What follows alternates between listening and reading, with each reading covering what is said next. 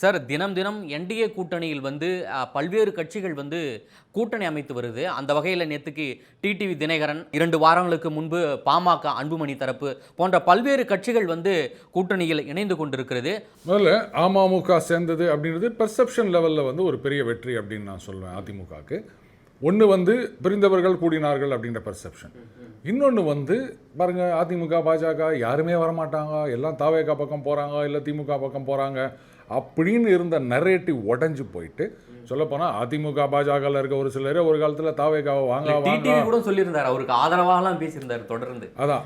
So அப்போ தாவேகா தான் பார்த்தீங்களா, அதுதான் வின்னிங் காம்பினேஷன், எல்லாம் அங்கே தான் போகிறாங்க, அதிமுக பாஜக பக்கம் யாருமே வரமாட்டாங்க அப்படின்னு இருந்த ஒரு சினரியோ இப்போ உடஞ்சி போயிட்டு, தாவேகா எங்கே இருக்குதுன்னே தெரில, அங்கே யாரும் போகிறது கிடையாது.